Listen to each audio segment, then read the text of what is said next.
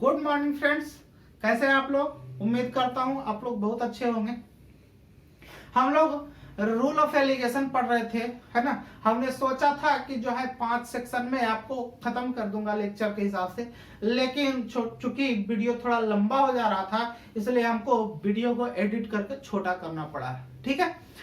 आज पिछले बार में क्या किए, पिछले सेशन में हम लोगों ने पढ़ा था अगर कोई मिश्रण है, दूध और पानी का मिश्रण है, और अगर वो रेशियो में दे रखा है ना, रेशियो में मान लिया कि 7:2 इस तरह का रेशियो था पिछले लेक्चर में, और अगर जो हम कह रहे थे वहां पे कि भाग का कंपेयर होगा तो भाग का कंपेयर 1 से करेंगे, है ना। और अगर परसेंटेज का कंपेयर होगा, है ना, तो परसेंटेज का कंपेयर किससे होता है, हमेशा 100 से होता है ना। तो भाग वाला क्वेश्चन हम वहां पे 2 एग्जांपल करवा दिए थे, है ना। बाकी रहा था परसेंटेज वाला क्वेश्चन, तो परसेंटेज वाला भी आज हम यहाँ खत्म कर देते हैं, परसेंटेज वाला, ताकि जो है आपको अच्छे से समझ में आ जाए कि परसेंटेज में कहेगा तो कैसे बनाना है क्वेश्चन, और भाग में कहेगा तो कैसे बनाना है क्वेश्चन, है ना। तो परसेंटेज में ऐसा नहीं है कि परसेंटेज, यही भाग का कंपेयर तो सब लोग बता देता है, परसेंटेज वाला छोड़ देता है ना, कि जो है ये समझ गया तो ये भी समझ गया होगा, ऐसा नहीं है। और क्वेश्चन इसी पे आधारित, इसी आधार पे बनते हैं, है ना। तो क्वेश्चन से हम समझते हैं कि कैसे क्वेश्चन बना है और क्या क्या हमको सीखना है। देखिए अगला क्वेश्चन क्या है। क्वेश्चन पूछा है कि 300 ग्राम चीनी के घोल में 40% चीनी है ना, 40% चीनी है, इसमें कितनी मात्रा और चीनी डाला जाए। मतलब चीनी है ना, चीनी 40, कोई घोल है तो घोल तो सीधा सा बात होगा कि इसमें चीनी दे रखा है तो वह पानी के साथ घुला होगा या और कोई पदार्थ के साथ घुला होगा, है ना। किसी के साथ घुला रहे उससे क्या मतलब है, आपको 40% की मात्रा जो है चीनी है। 300 ग्राम घोल अगर जो किसी कोई घोल है तो उसमें 40% चीनी है, और कह रहा है किसमें कितना और आप मात्रा चीनी का मिलाया जाए, है ना, चीनी डाला जाए, ताकि मिश्रण में चीनी की मात्रा कितना बढ़ के होना चाहिए, 50% हो जाए। ठीक है। आप इसको सिंपल तरीके से भी बना सकते हो। आप सिंपल तरीके से आप क्या बना सकते हो, जैसे यहां 300 ग्राम है ओवरऑल घोल है ना, तो इसका 40% चीनी, यानी कि चीनी का मात्रा कितना है, चीनी है ना, 300 के 40% मतलब 120 ग्राम, है ना। तो चीनी अगर जो इतना है तो मान के चलते हैं कि घोल में पानी होगा तो ये कितना हो जाएगा, 180 ग्राम। कह रहा कि इसमें कितना मात्रा और चीनी डाला जाए, चीनी डाला जाए, है ना। अब यहां पे रेशियो देखिए, यहां पे 120 है चीनी और यहां पे कितना है, 180 है ना। अब क्या कह रहा है कि चीनी की मात्रा जो है कितनी होना चाहिए, 50%। 50% का मतलब 50% अगर जो चीनी होगा, है ना, ये देखिए ये चीनी और ये पानी, इसी का कंपेयर है ना। तो 120 ग्राम चीनी है, यहां से हम निकाले हैं 180 ग्राम तो पानी होगा, दो ही चीज का घोल है ना, तो ये कंपेयर। अब देखिए 50% कह रहा है चीनी का मात्रा, तो 50% चीनी का मात्रा, तो 50% ही कितना बचेगा, पानी बचेगा। तो ये तो कट के 0 मतलब 1 हो जाएगा, इसका कोई वैल्यू नहीं रह जाएगा, है ना। ये तो आपस में कट जाएगा, इसका कोई वैल्यू नहीं रह जाएगा।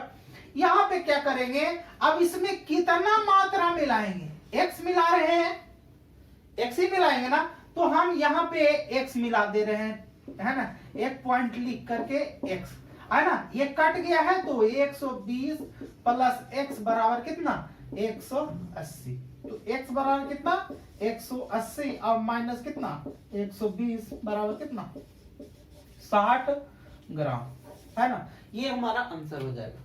ठीक है। तो ये आप चाहे तो इसको फास्ट मेथड कर लो, लेकिन हम यहाँ चूंकि रूल ऑफ एलिगेशन पढ़ रहे हैं तो आपको इसका इस्तेमाल नहीं करना है ना। आप रूल ऑफ एलिगेशन पढ़ रहे हो तो इसका इस्तेमाल आप बिल्कुल नहीं करोगे, है ना। इससे थोड़ा सा टाइम किल होगा, आपको टाइम किल नहीं करना एग्जाम में। क्या करना है ना, आपको रूल ऑफ एलिगेशन लगाना है ना। रूल ऑफ एलिगेशन में आप करोगे क्या, आप देखिए क्या कर रहा है कि 300 ग्राम चीनी के घोल में 40% चीनी है ना। तो 40% चीनी है तो हम 40% लिख लिए, ठीक है। इसके साथ हमको क्या मिलाना है, चीनी ही मिलाना है। तो चीनी मिलाना है, अब प्योर चीनी मिलाओगे, कोई सिर्फ चीनी मिलाना है ना, तो कोई भी चीज अपने आप में 100% होता है। ये हमने पहले भी बताया है परसेंटेज वाले में, है ना। आज भी सुन लीजिए कि कोई भी चीज, अगर जो ये पेन है ये खोफी लगा हुआ है तो ये अपने आप में 100% है, और अगर जो ये निकल के चला गया तो ये बचा, जो भी अपने आप में क्या बचेगा, 100% बचेगा, है ना।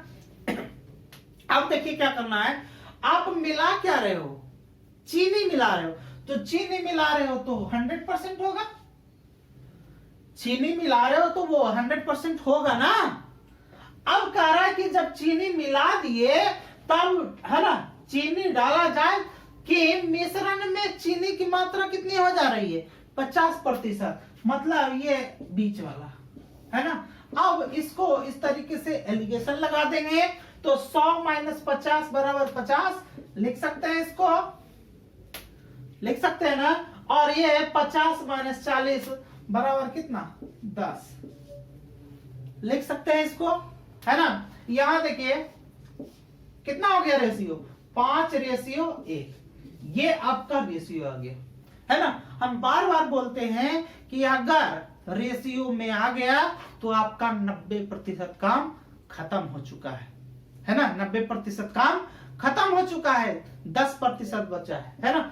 अब देखिए हम क्या कर रहे थे, अब देखिए ये 5 रेशियो आया, 5 रेशियो के लिए कितना ग्राम था, 300 ग्राम। तो चूंकि 5 के लिए कितना ग्राम, 300 ग्राम, 5 के लिए 300 ग्राम आपने मिलाया है क्या, 100%। और इसके लिए रेशियो कितना आया है, 1।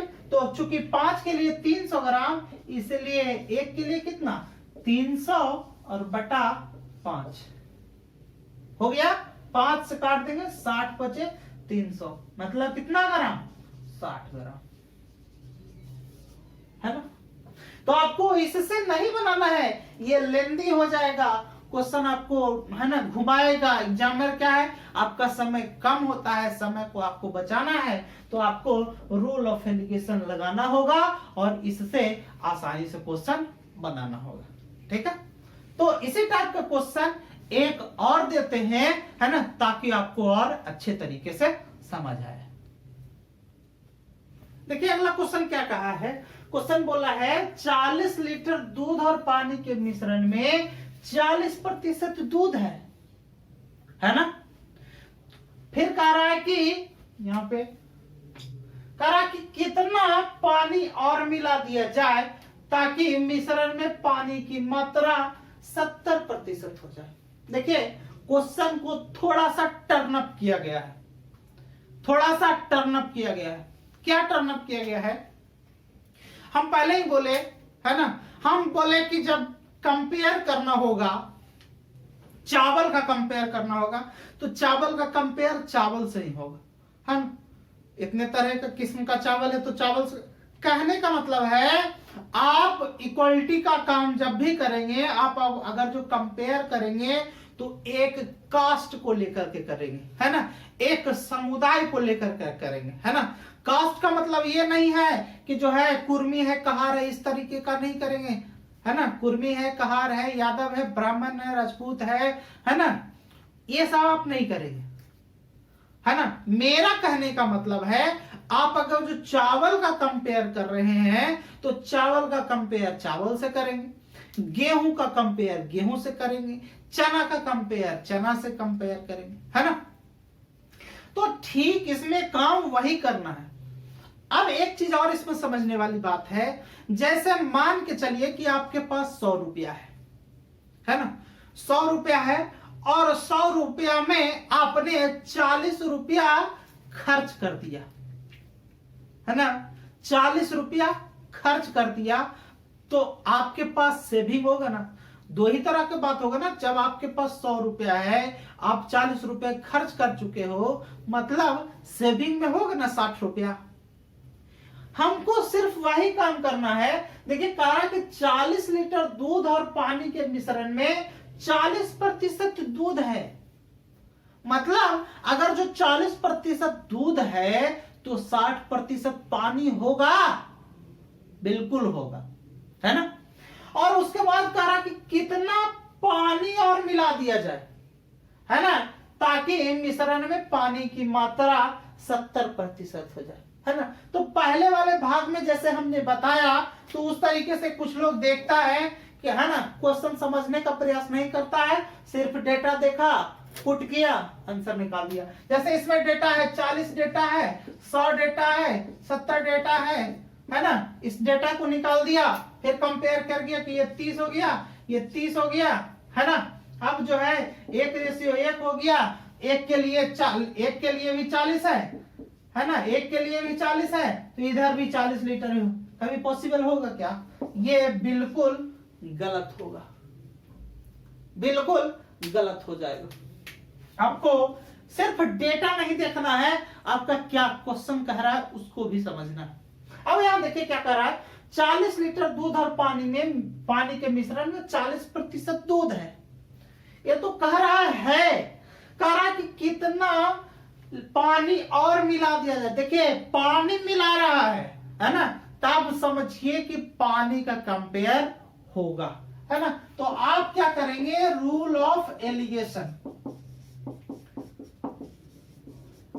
रूल ऑफ एलिगेशन आप लगाएंगे। कैसे लगाएंगे? 40% दूध है कोई मिश्रण में, तो जाहिर सी बात है 100% कोई मिश्रण होता है, 40% उसमें दूध है, तो 60% क्या होगा? पानी होगा। तो यहां 60% लिख दिए, ठीक। कितना पानी और मिला दिया जाए, है ना। मान लिया कि पानी सिर्फ मिला रहा है, तो पूरा का पूरा पानी मिला देगा, मतलब 100%, ठीक है।